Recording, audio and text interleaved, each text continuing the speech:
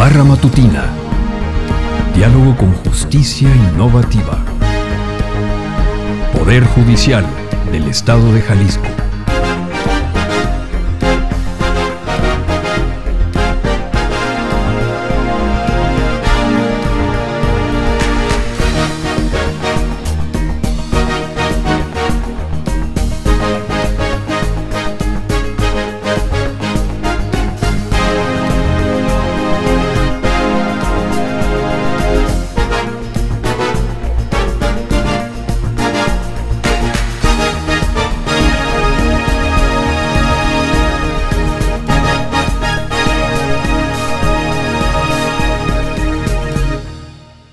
Hola, muy buenos días. Esta es la Barra Matutina, Diálogo con Justicia Innovativa, que el Poder Judicial del Estado trae para todos ustedes. Y estamos muy agradecidos con la Ciudad Judicial, que hoy nos facilitaron esta sala segunda de juicios orales mercantiles. Y esta es la segunda parte de una reunión previa que ya tuvimos con el maestro Anastasio Segura, él conocido como Pepe Quintero, el juez Pepe Quintero. De veras, muchas gracias por tenernos esta mañana aquí, y quedamos en que íbamos a hablar ahora de esta siguiente etapa del juicio oral mercantil. Es correcto, gracias nuevamente por la invitación. Gracias. Y sí, efectivamente, vamos a completar, a cerrar ese círculo de lo que veníamos platicando. Hablaremos de la audiencia de juicio. ¿Qué es y qué etapas la componen? Bueno, la audiencia de juicio es parte de la etapa oral en un proceso mercantil, y en la audiencia de juicio son básicamente tres etapas las que la componen. La de desahogo de pruebas, que digamos es la más técnica, es donde nos nutrimos de información para efecto de resolver lo que las partes están pidiendo. La parte de alegatos, que es la oportunidad que tienen para concluir con la argumentación que las partes puedan tener. Yo entiendo, y la Corte ha resuelto, que los alegatos no aportan un nuevo elemento de prueba. Sin embargo, me parece que es bien importante que, sobre todo los abogados, esta participativa dirigida a ellos, empecemos a trabajar en una mejor forma de expertise y de comunicación oral. La parte de los alegatos sí nos puede nutrir a nosotros como jueces de argumentos para el resultado del proceso. Entiendo, no aporta nuevo elemento de prueba, pero sí van a robustecer un argumento que lo van a vincular con lo ya desahogado en el proceso. La demanda y la contestación se construyen antes del desahogo de las pruebas. Claro. La etapa de alegatos tiene esa oportunidad nuevamente, el litigante, de incorporar una argumentación ya cuando se desahogan las pruebas. Por eso les sigo insistiendo a todos, un alegato de 3 minutos es suficiente para generar una orientación de lo que yo pretendo para el juzgador. Claro. Y finalmente, el dictado de la sentencia, que es parte integral. El dictado de la sentencia, ¿por qué la incluyen en esta audiencia de juicio? Porque es generar justamente la comunicación circular con el justiciable. Es explicarle de manera directa y oral el porqué de su sentencia, procurando, a medida de lo posible, no meternos en temas técnicos o en fundamento jurídico. Principalmente darle una explicación lo más simple posible del porqué o del porqué del sentido de la sentencia que se dicta. Bien importante que todas nuestras sentencias sigan cumpliendo con fundamentación, con motivación, desde luego congruencia tanto interna como externa en la sentencia, pero la explicación que pretende el legislador para esta etapa es que te lo comunique lo más simple, claro, y digerible posible para todas las personas, no solamente para los expertos. Y es que yo creo que mucho de lo que se generó al inicio de la implementación de los juicios orales era precisamente este pánico escénico que la gente no a todos se nos da, siempre toda la vida fue a través de papel y demás, y la preparación que tuvieron los abogados, los peritos y bueno, todos los que intervienen en este tipo de juicios es muy relevante, pero te has encontrado todavía con este tipo de personas que no han tenido ese tipo de preparación y que se generan ese pánico escénico y que no son congruentes con lo que dicen. Mira, lamentablemente es más la cantidad de gente que no se ha preparado para el sistema que la que se ha venido incorporando. Particularmente las abogadas, y me refiero al género femenino, porque yo he advertido en ellas que son más acuciosas en atender su audiencia. Sí. Entonces, eso les ha implicado tener una mejor preparación y un mejor desenvolvimiento. Me parece que los abogados varones hemos dejado un poquito a la suerte y a ver cómo me va y a esa parte de ser como más espontáneo en el momento de la audiencia. No, yo les recomiendo que vayamos bien preparados a la audiencia. Todos los asuntos nos traen cosas diferentes en el momento de la audiencia. Claro. Por más expertise que yo tenga y por más años que tenga dentro del litigio, todos los asuntos nos sorprenden. Por eso es que recomiendo que la preparación sea constante y sí, lamentablemente nos falta mucha preparación. Así es, y además, bueno, creo que hubo un boom de preparación para juicios orales y ahorita ha bajado muchísimo esa tendencia y ya obviamente el derecho es tan cambiante y tan evolucionado que ya vamos por otras cosas, ¿no? Pero, ¿qué sugerirías también en temas de capacitación? Y esto porque lo llevamos también al tribunal y aquí a la escuela judicial, ¿en qué podemos mejorar para poder estar a la altura en un juicio oral mercantil? Argumentación jurídica me queda clarísimo. Sí, mira, obviamente el lenguaje corporal. Sí, claro, la expresión oral es fundamental, el lenguaje corporal. ¿Por qué sí es fundamental que estén capacitándose recurrentemente? Las pruebas técnicamente son las mismas para un proceso y otro. La técnica para el desahogo cambia.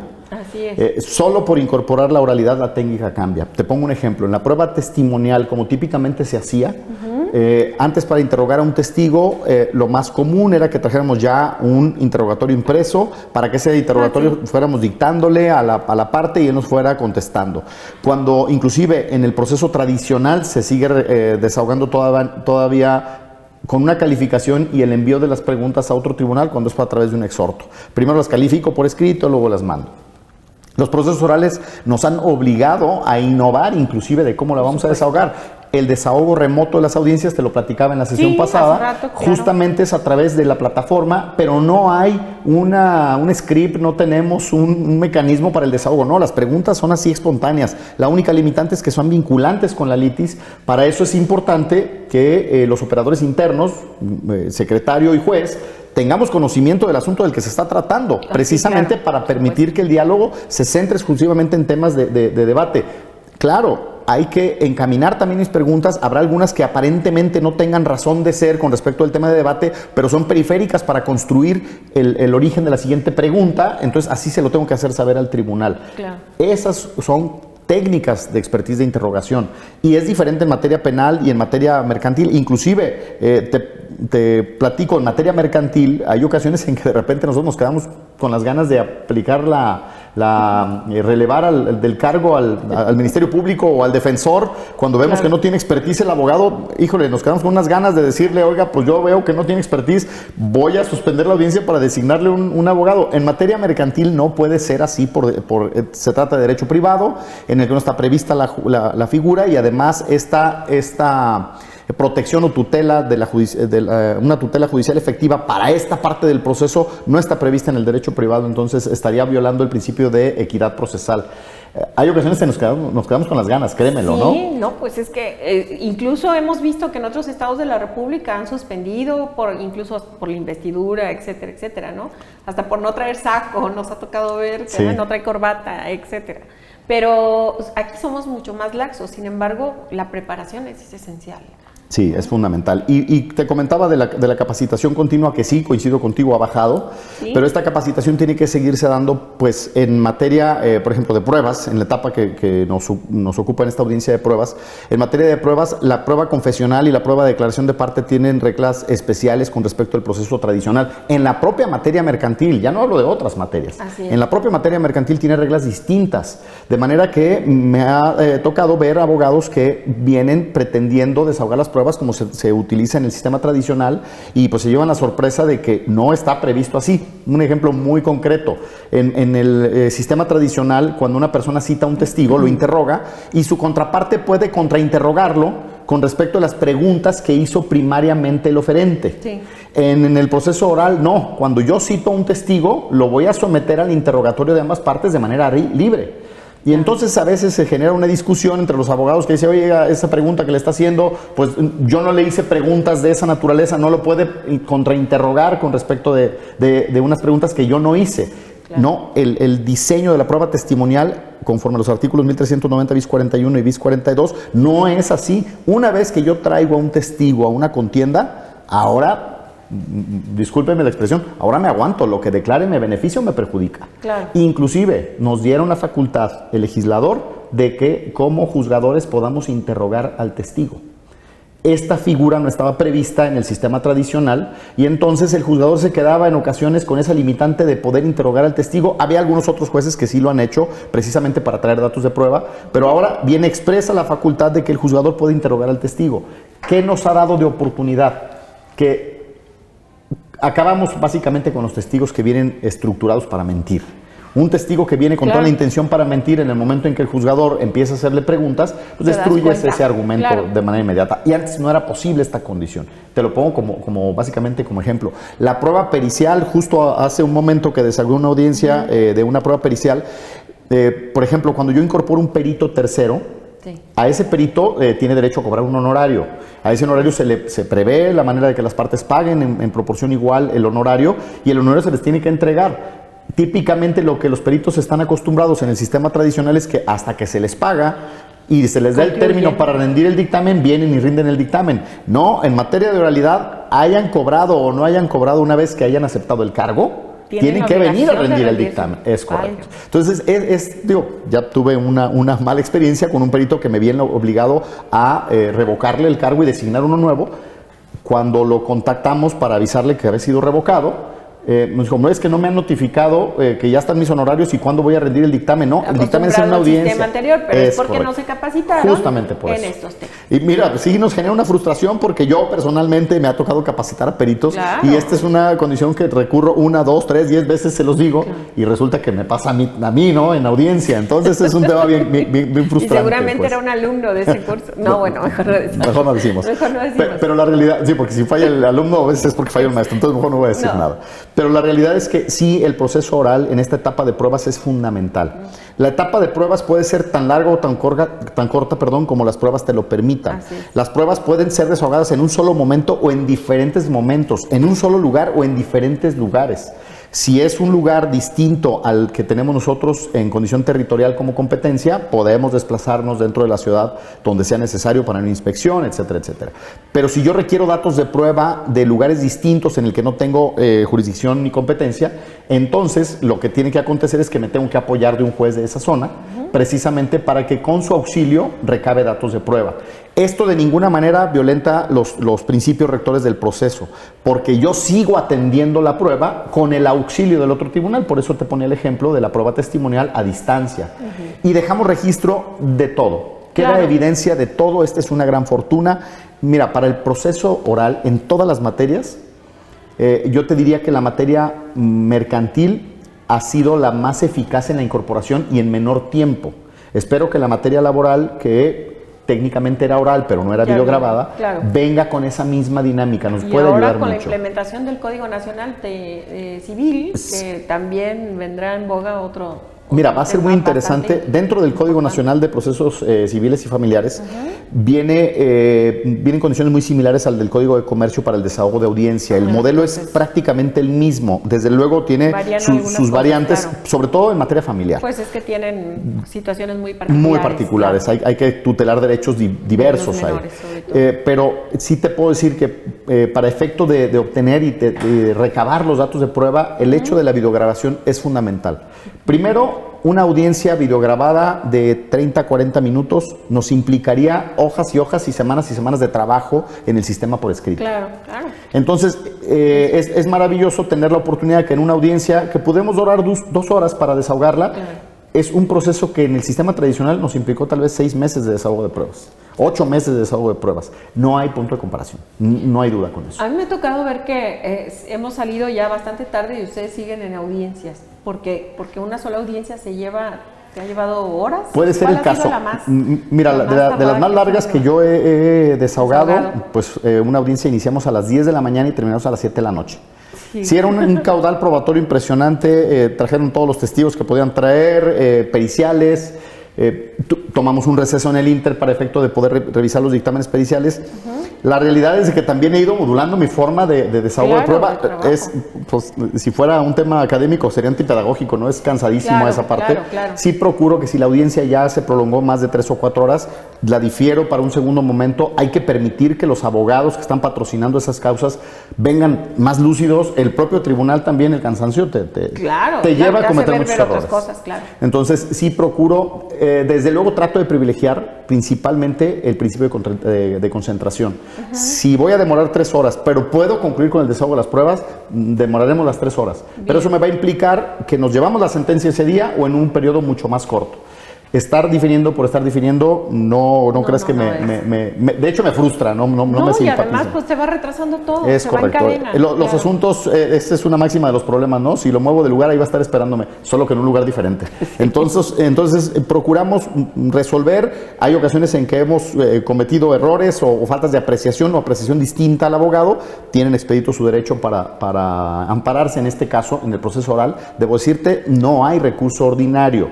Se está trabajando en el Código de Comercio y tengo entendido que en el Código Nacional de Procedimientos Civiles y Familiares sí va a venir prevista la figura de la apelación, pero va a venir con ciertas acotaciones. Por ahí en un documento preliminar que me circularon, solo lo platico, no hay un tema concreto en esa parte. Ojalá y fuera así. Van a acotar la apelación porque los recursos lamentablemente se han utilizado para dilatar los procesos. Así es. Y digo lamentablemente porque el recurso tendría que ser ese mecanismo de corrección del error judicial, pero no para dilatar un proceso, y lo hemos utilizado perversamente para eso. Entonces la apelación creo que sí es muy importante, en la apelación que exista esta condición de poder impugnar, pero sin embargo sujetarla a unas reglas muy concretas. Te platico la experiencia que tuvimos en el Congreso de Jueces del año antepasado.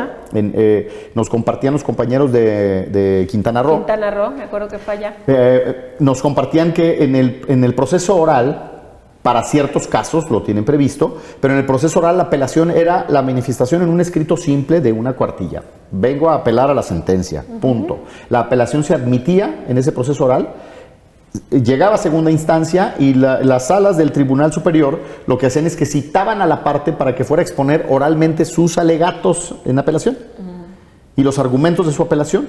Los exponía todo igualmente videograbado, terminaba su argumentación, diferían o proponían un receso, y al tiempo de esos 10, 20 minutos, 30 minutos, 1 hora, o a los 2 o 3 días venían a dictar la sentencia. Es decir, eliminaban el papel. Y los procesos de apelación tenían una duración de 15 a 20 días naturales. Entonces, el proceso lo reducen de los 30, 60 días que traían, con todo y la apelación se lo llevan a 90 días. Entonces, creo que esas partes contribuyen. Ahora, ¿eso está escrito dentro de su legislatura? Sí, en sus códigos procesales locales. Es lo que haría falta. Que el tema es, por eso lo quieren incorporar a nivel nacional. No va a quedar así, al menos en el borrador que yo tuve acceso, no va a quedar la apelación así de laxa, pues. Tal cual. Sin embargo, sí van a acotarla a un punto en el que sea solamente la sentencia definitiva. Pretenden que sea solamente la sentencia definitiva, que no exista apelaciones dentro del proceso, sino hasta el fondo.